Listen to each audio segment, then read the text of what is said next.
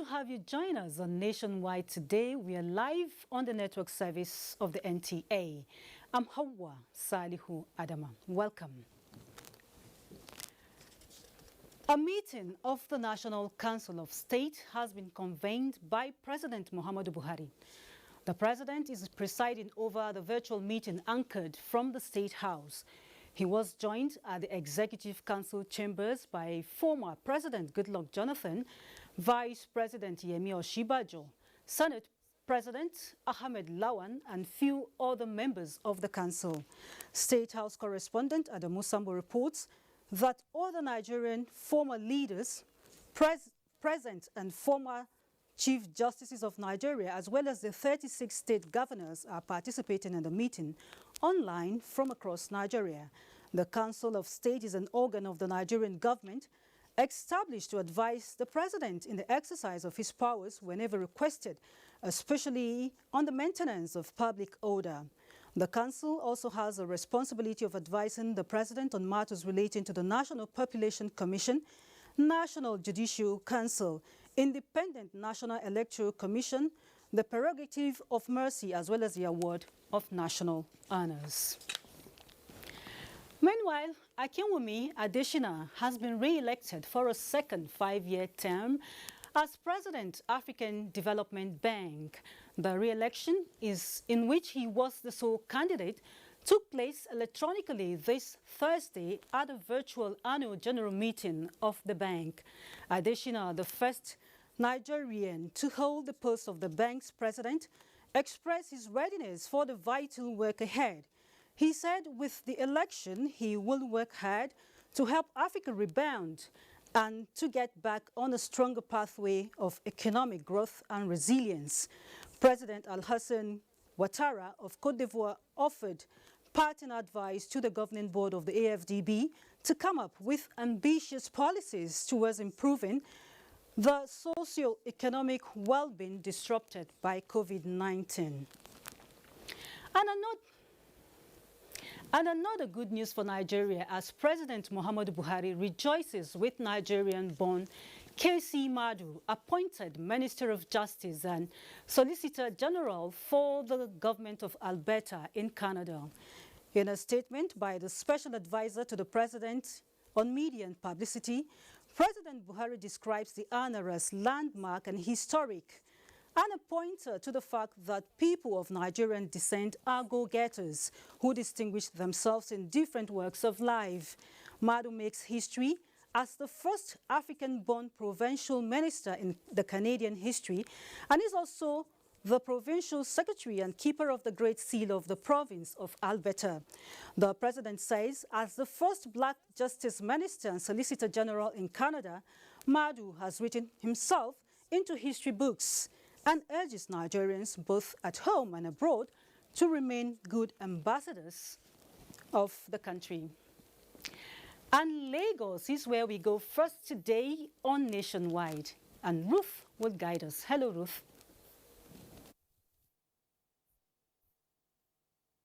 Hello, Hawa. Good to see you. The Nigerian Navy has called on members of the public to always provide credible information that would help confront societal crime. Dr. Oguyemi reports that among strategies put in place to check criminal activities is Operation Awkward, flagged off under the Western Naval Command. The blaring of sirens signals the flag off of Operation Awkward. Naval personnel on high security alert, ambulance and medical staff, as well as fire trucks, are on standby, while boats displayed tactical maneuvers, a demonstration of the operational readiness of fleet under the command to carry out emergency tasks. It is aimed at having a coordinated response, mainly against subsurface threat, which includes frogmen, divers, and subsurface vehicles, as well as fast-moving boats and other persons that may disguise as fishermen to come and cause harm to our ships. Leading the pack of ships designated to participate in the exercise is NNS Aradu. This 125.6 meter long frigate is the largest and the flagship of the Nigerian Navy. Its long road to being refitted comes as good news in boosting the capacity of the Navy to tackle crime and criminality within the Gulf of Guinea, as well as intensify maritime security in the Nigerian maritime domain. The exercise aims at complementing the successes of Operation Calm Waters 2, which has recorded arrest of vessels and several suspects. In Lagos, Dotun Okunyemi, NTA News. And away from the Navy, ensuring a serene environment devoid of noise pollution is an objective the Lagos State government says it is committed to achieving through the Environmental Protection Agency, LASEPA. In furtherance of this goal, the agency is sealing off structures where individuals are guilty of violating such laws. Lean Leneke reports. This uncomfortable sound is a common feature in densely populated cities like Lagos. Apart from drivers blaring their horns, mostly without the need to do so, bus conductors yell for passengers with no restraint. The cacophony is made worse by music store operators who habitually attract customers by dishing out sounds with the aid of amplifiers. The result, which is deafening to the public, also has its health implications. It can raise your blood pressure. It can make you to become very irritable and unstable. This exercise by the Lagos State Environmental Protection Agency was necessitated by a stream of complaints by residents. Sometimes when we were praying, we used to tell them to load the music. Aja, Bagaja, and Victoria Island layouts completes the first batch. Lagos is approaching a mega city. Entertainment and nightlife is part of urbanization. However, there's laws and regulations that guide us, and it is high time we started to understand and know that this city means business. Places of worship operating within residential areas as well as residential properties illegally converted into bars and nightclubs. The agency says will not escape the onslaught. In addition, some of the centers will be sealed for flouting the social distancing protocol. The agency emphasizes that all suspects will face the wrath of the law. In Lagos, Lane Lenake, NTA News. And from here, it's back to Hawa in Abuja.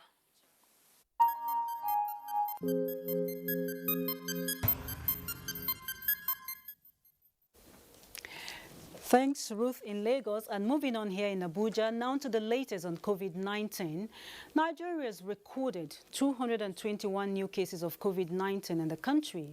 The latest statistics from the Nigeria Center for Disease Control shows that Nigeria's COVID-19 caseload is now 53,021, out of which 40,281 recovered cases have been discharged, leaving 11,730 active cases.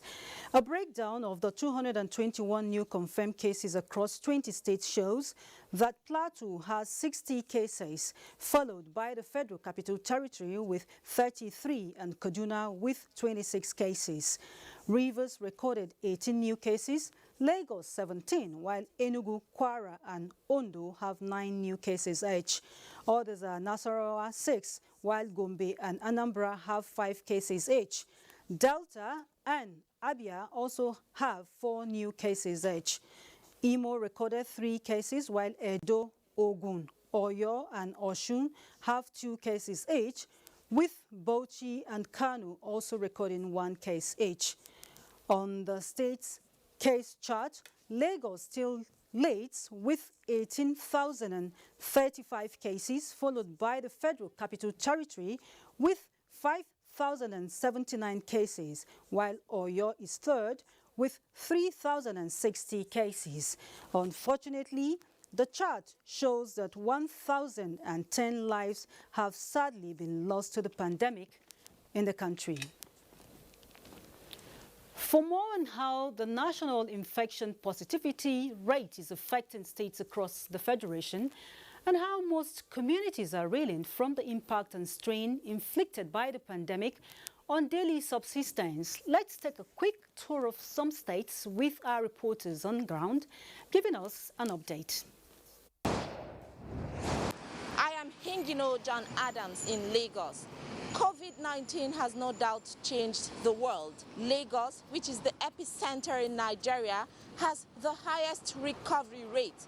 Even with this great achievement, some Lagosians are nonchalant about preventive protocols. They have since forgotten that keeping social and physical distance, use of face mask among others are key. Some bus drivers still operate at 100% capacity. These behaviors, if not curtailed, will make defeating the coronavirus pandemic more difficult. I am Achibombasi in Calabar. When COVID-19 broke out in Nigeria, Cross River State was the first to enforce the no mask, no movement. However, this new normal has been relaxed in some public spaces. Although the issue of social distancing is still adhered to by some health-conscious residents, this is not the case with operators of means of public transportation. I am Elizabeth Yilalamido from Kano, Northwest Nigeria. Despite the effects of COVID-19 on virtually all sectors of the economy, business activities in the state have returned to normal, with restaurants and eateries fully open for business, as is the case with the popular Kasuankwari market, Yanlemu and Dawano market, are buzzing with traders and customers transacting businesses. And of course, people are now embracing the new normal, using hand sanitizers, social distancing, and the use of face masks as they go about their daily activities. This is Yemi Dalimo from Adre-Ekiti, Ekiti State capital, southwest Nigeria. In line with the call for people to go en masse and know their COVID-19 status, residents of Adre-Ekiti have keyed into this. They are going to the state molecular laboratory at the Ekiti State University Teaching Hospital in Adre-Ekiti here, and also in their local government where the molecular laboratory have been taken to. But some people that we interacted with are, however, saying the fear of being put in isolation and the pain. Some people that have gone for the test said the experience during the testing is making them not to want to go for the testing now. But they said they will participate in the testing because it is very important for them to know their COVID-19 status. My name is Solomon Aiden in Lokoja. Although regular washing of hands is fast becoming a norm in most public places in the state, however, adhering strictly to other precautionary measures of COVID-19 is lagging, especially social distancing and wearing of face masks. This is worrisome in view of the scourge of COVID-19 globally. Jem Francis Obi from Oka, Anambra State. This is the popular Ekoka market.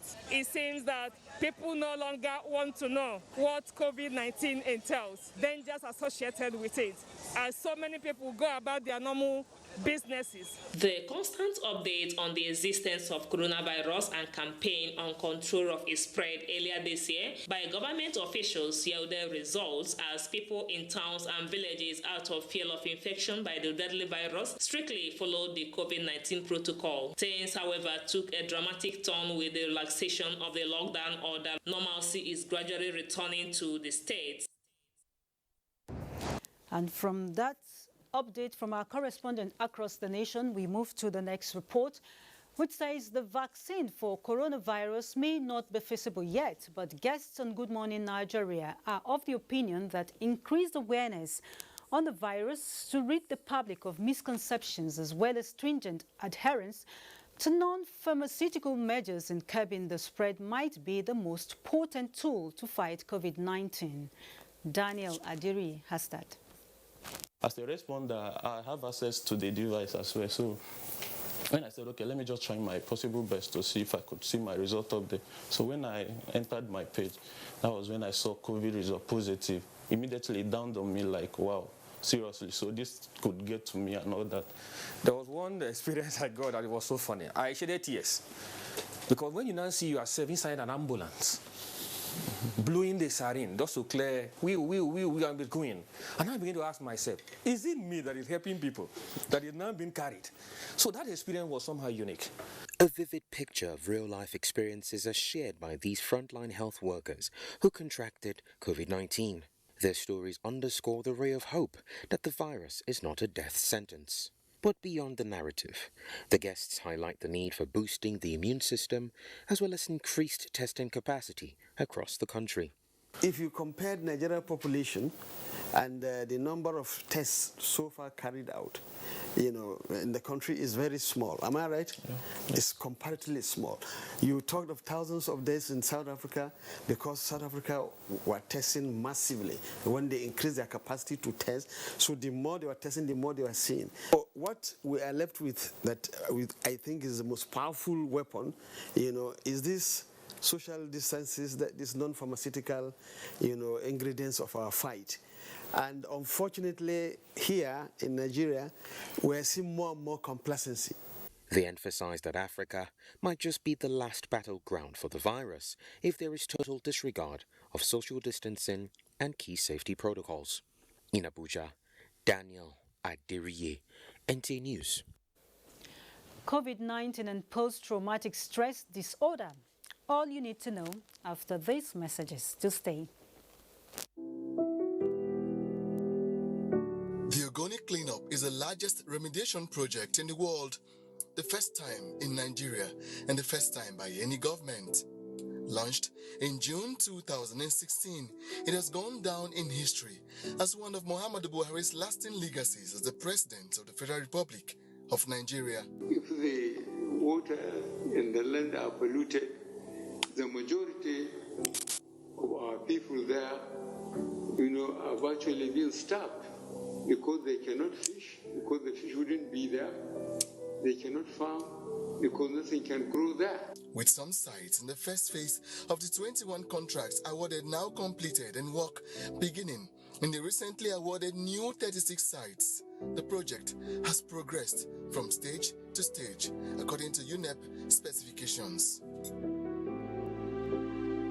NTA TV College Jos, an affiliate of Ahmadu Bello University Zaria, is currently admitting students for its ordinary diploma programs in television journalism, television production, and television engineering. Interested candidates are advised to obtain relevant information concerning eligibility at our website at www.ntatvc.edu.ng or marketing department of any NTA station nationwide. For further information, contact Assistant Director Marketing, NTA TV College Jos on 0803-314-4383 or the Academic Office of the College on 0806-980-9807. Announcer, Registrar.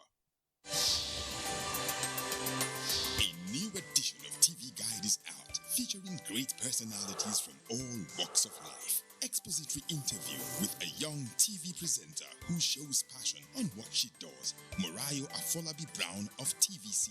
Pick a copy of this compendium of mind-blowing stories and get abreast with issues as regards media convergence, leadership, health, star profiles, star programs, fashion, sports, human angle stories, and lots more. Meet some media professionals within our space who have paid their dues in no small ways. TV Guide, very incisive, very educative and compelling. Grab a copy at the vendor near you or NTA stations nationwide. TV Guide, your indispensable companion.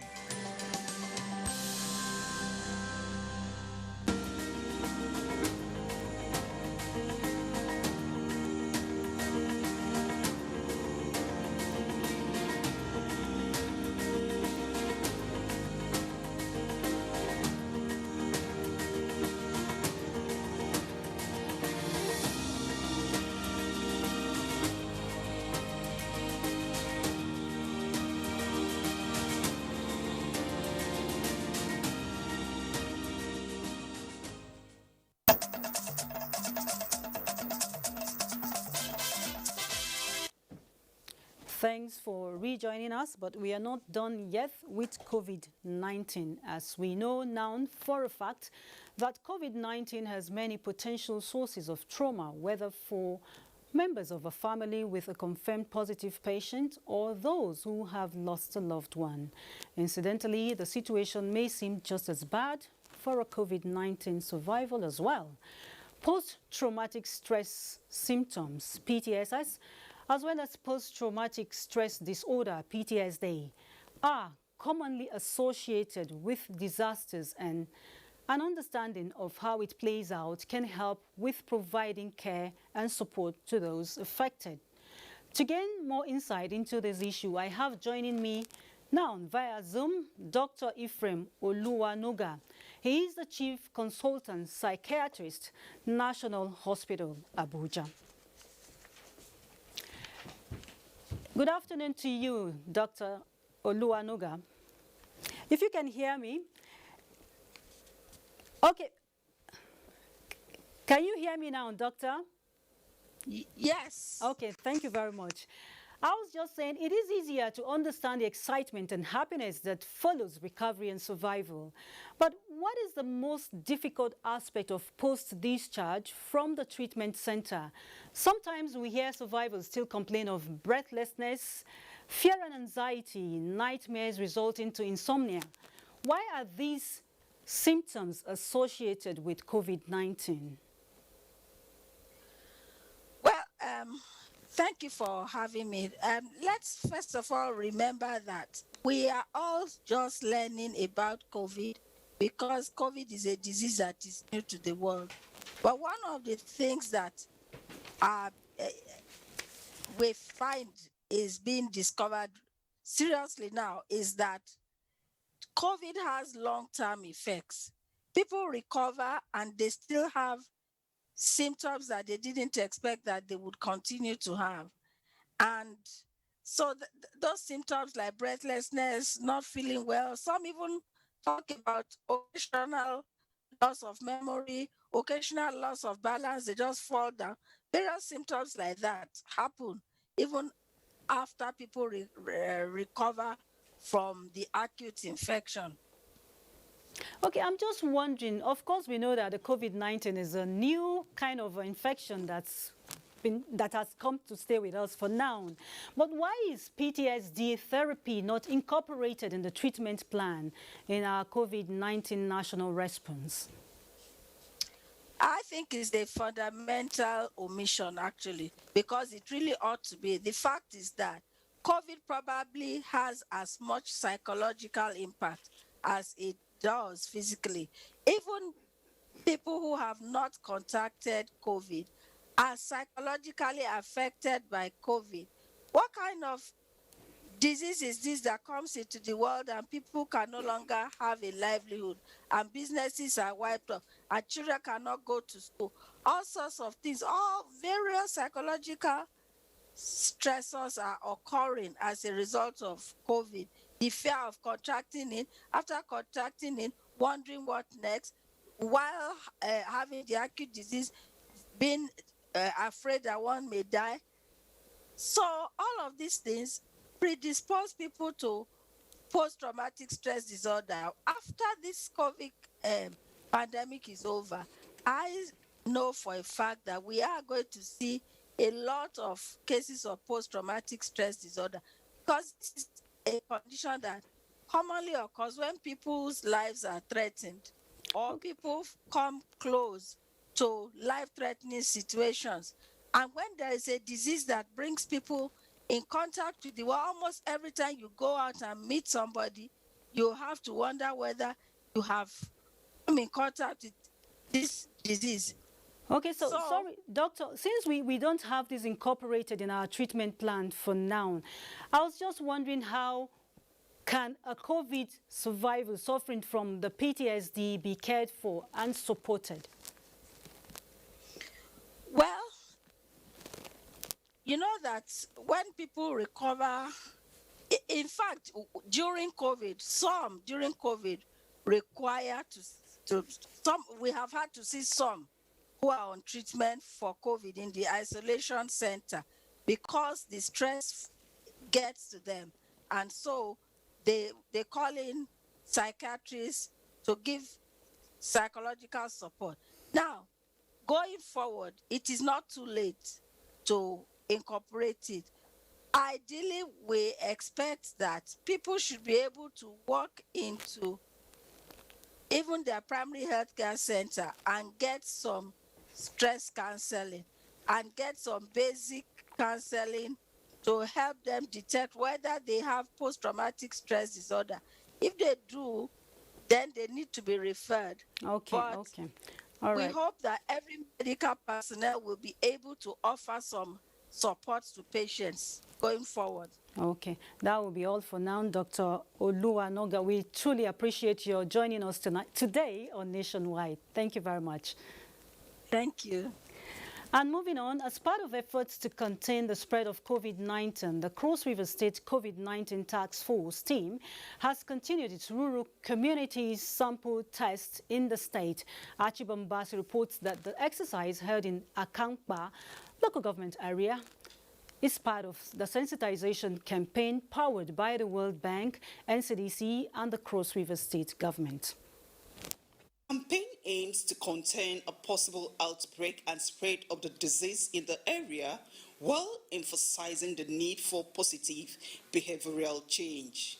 We take responsibility, the concern of our health, because health is wealth.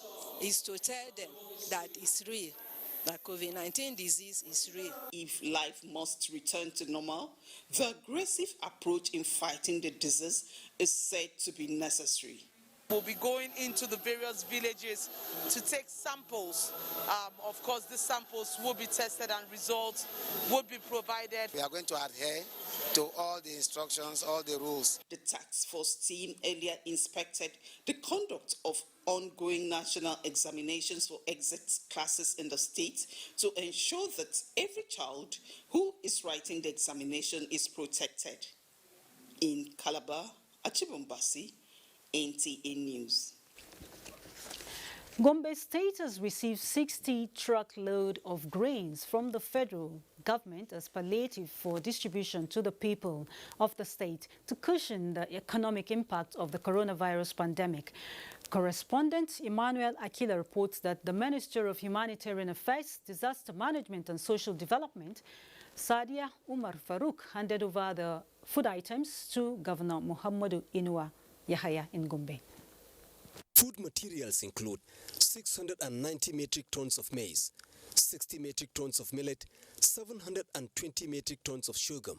Presenting the grains to Governor Muhammadu Inuwa Yahaya, the Minister of Humanitarian Affairs, Disaster Management and Social Development, Sadia Umar Farouk, lamented the humanitarian hardship of the people in the Northeast region, compounded by the COVID-19 pandemic, which is why President Muhammadu Buhari sends her with the relief materials to support the people, especially the vulnerable members of the society and those affected by disaster, not only in Gombe State, but all over the country.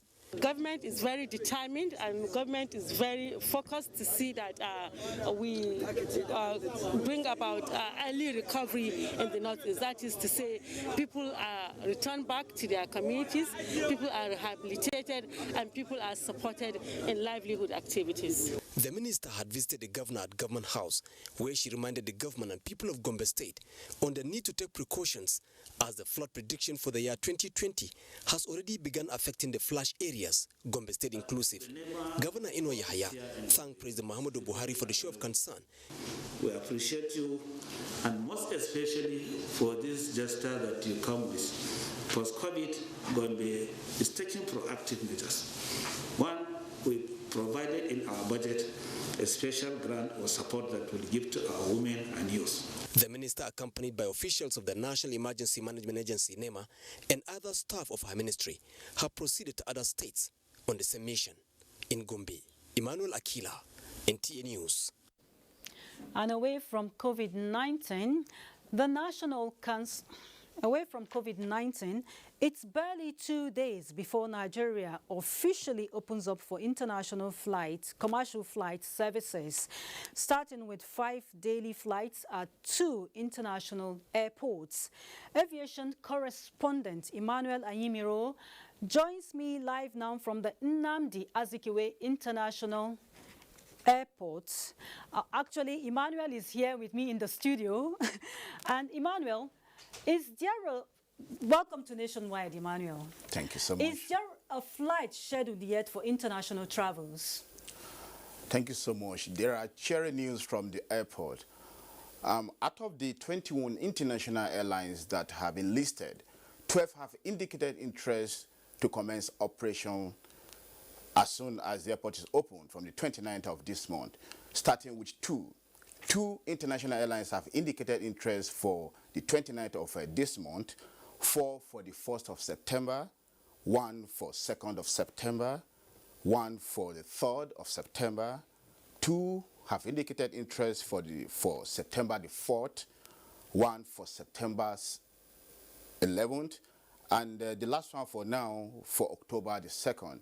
The remaining 9 are yet to indicate interest, but as soon as these few ones started operation, it is expected that those who are yet to indicate interest would inform the operators when they are likely to resume. Okay, thank you very much, Emmanuel, for the breakdown. But what is the level of preparation? You just came back from the airport, I understand.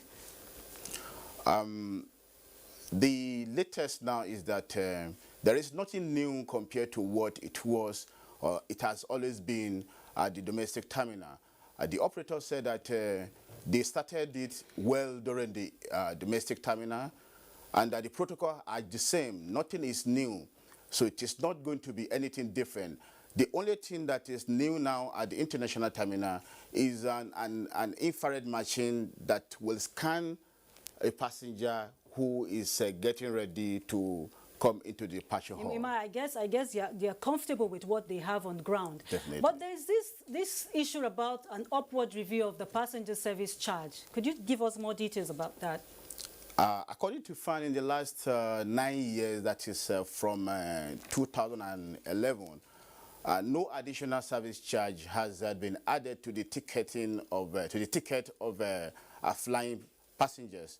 According to FAN said that it has categorized the review in 3 ways. One, for domestic passengers, an additional 1,000 service charge has been added. For ECOWAS passengers, the review is from $50 to $80, while for intercontinental passengers, it is from $50 to $100. So according to him, he said that ACAO has requested that every revenue generated at the airport must be used to develop the airport for the comfort and safety of passengers. That will be all for now. Thank you very much, Emmanuel Ayimiro, our own aviation correspondent. Thank you so much for having me. Okay.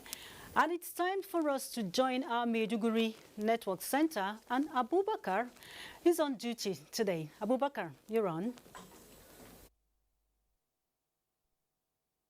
It's really good to see you, Hawa.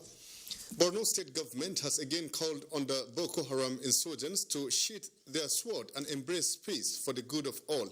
Governor Babagana Umar Zulum re-echoed the call when he inspected the General Hospital, Magumeri, destroyed by the insurgents. Mohammed Goni reports. Situated 40 kilometers away from Maiduguri, the state capital, Magumeri town, headquarters of Magumeri local government area in northern Borno, had its fair share of Boko Haram atrocities. Only last week, the insurgents attacked the town, setting ablaze the general hospital there. The chief nursing officer of the health facility, Samba Bukar, who conducted the governor around the destroyed facilities, lamented that administrative block, pharmacy, laboratory and OPD, among others, were burned down in addition to newly procured equipment and facilities worth millions of naira. He added that the hospital used to serve neighboring communities apart from the township, describing the recent attack as the worst. Commissioner for Reconstruction, Rehabilitation and Resettlement immediately start the renovation. The Ministry of Health will liaise with the health personnel that are working here to provide all the necessary furniture and equipment. The insurgents will never deter us from our vigor of ensuring quick return of our internally displaced persons to their homes. The destruction left the vulnerables in the society with no choice but to patronize private patent store for medical attention as captured by NTA camera lens. Interacting with members of the community, Professor Wagana Umar reiterated commitment to enhance security in the area through support for the security operatives. He informed the residents that government will provide basic amenities to them, empower the youth, the traders and farmers, while education will be provided to the children of the area. The people were full of gratitude to the state government for the prompt response and support for them. From Magumeri headquarters of Magumeri local government, Mohamed Goni, NTA News. Worried by incessant cases of sexual assault and violence against women and girls, more especially among the displaced persons, women in Borno have embarked on a walk and sensitization against rape. Pauline Kujivana has more details.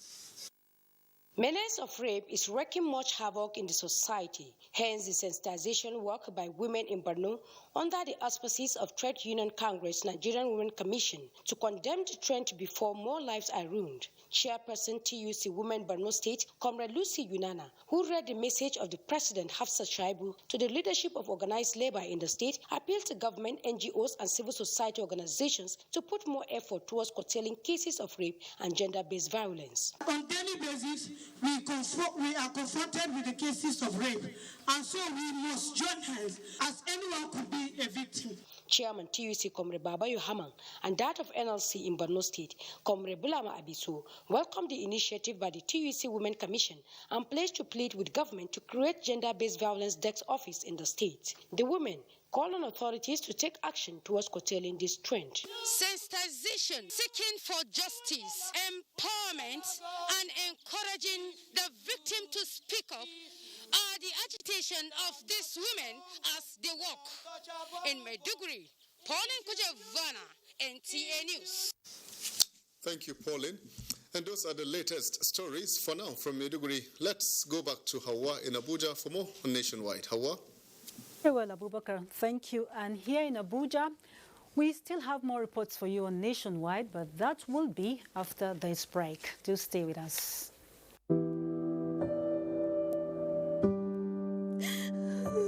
She cries. She cries in anguish and in pain. She bears the scourge of her grief. She toils in vain for justice and succumbs to silence. He gloats over his malady. Like a beast, he pounces with no remorse. Her cry means nothing. Her pain feeds her shame. Like an orphan, she's left to grieve in solitude. But no more will she cry in vain. Her adversaries will henceforth bear the brunt of their cruelty. Rape is evil. Rape is a plague, a pandemic of monumental consequences. We must unite and kick it out of our society. Connect with NTA and stand against rape and rapists. This message is brought to you by the Nigerian Television Authority, NTA. ICPC and NTA say you can help Nigeria to flatten the curve on COVID-19, just as you can help flatten the curve on corruption. Follow transparency, accountability, and integrity just as you follow health guidelines. Stay home with integrity and maintain your distance from corruption, just as you stay away from COVID-19 by maintaining social distance.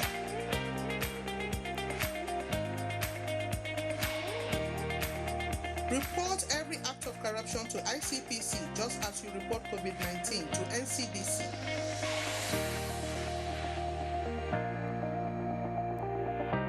Stay away from corruption, stay safe from COVID-19.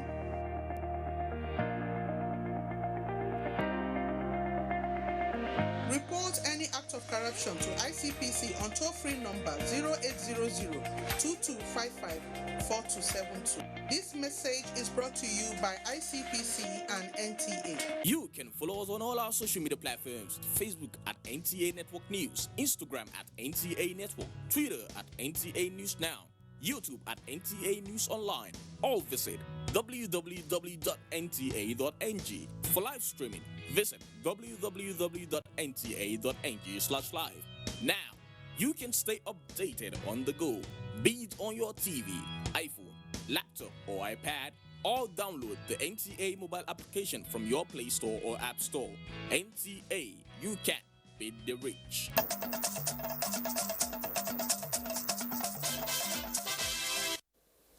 Good to know you're still with us on Nationwide. Let's now take you straight to Benin, where Obehi is on standby. Hello, Obehi. Hello, Hawa. Many thanks for joining us in Benin. Political parties are intensifying efforts to woo the people ahead of the forthcoming Edo governorship election. Ochukuka Ona reports on the latest campaign activities of the two major political parties, APC and the PDP.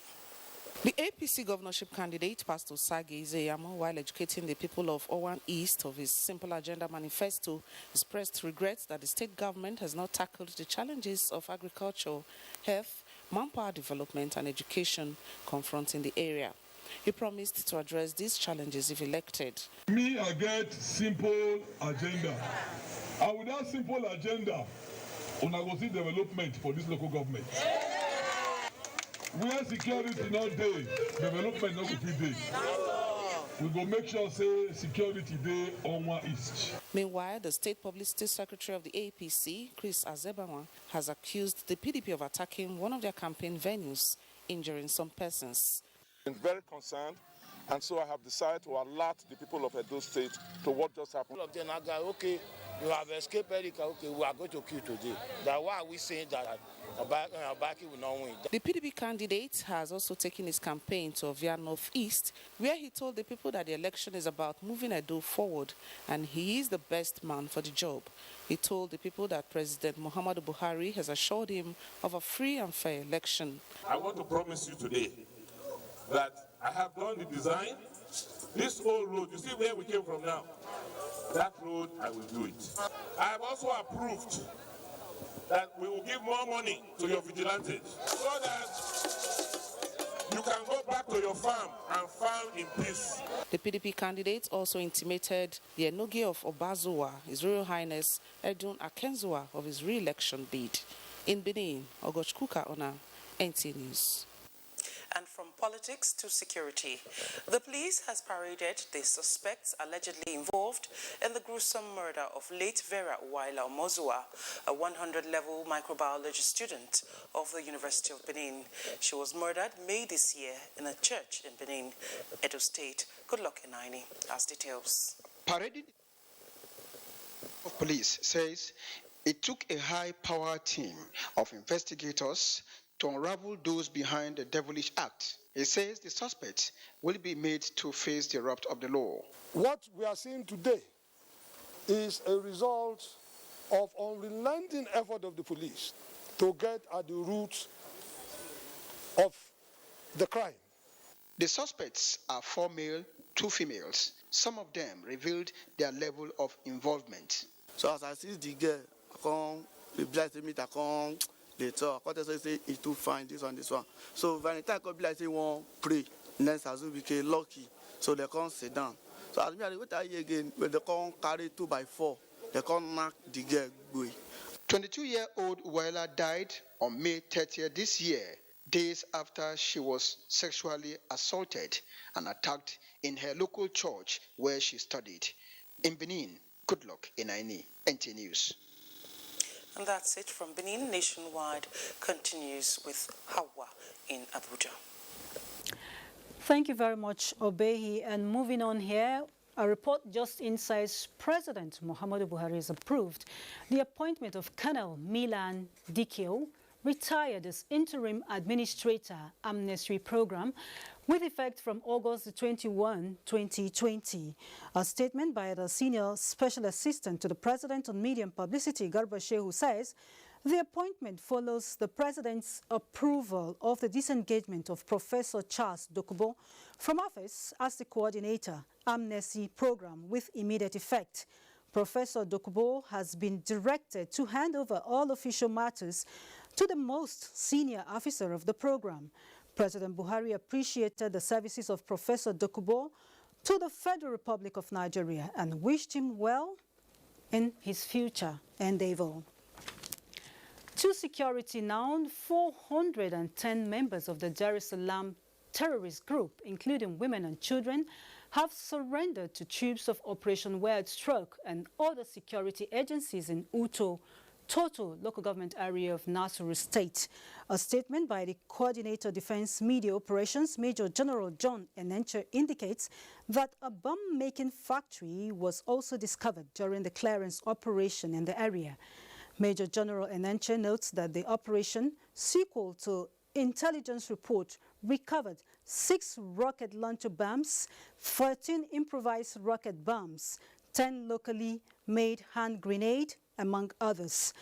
The military high command commended the gallant troops for their professionalism and urged them to sustain the tempo to curtail the activities of criminals in the North Central Zone.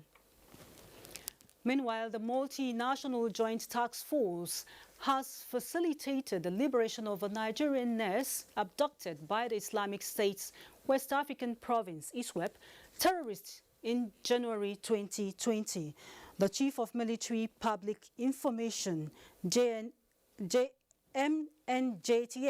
Colonel Mohammed Dole, disclosed this in a statement issued at the force headquarters in N'Djamena, Chad. Colonel Dole notes that the victim, incarcerated in one of ISWAP's strongholds in the Lake Chad, bolted freedom in the aftermath of a joint air interdiction conducted by the MNJTF and national partners that destroyed the camp. The statement added that the nurse was able to escape to a village in Niger Republic and transferred to security agents in Sector 4 of the MNJTF and was later handed over to the Nigerian authorities for necessary medical examination. We now take you to Kaduna, where Amina is waiting with more reports. Hello, Amina. You're on. This is Kaduna.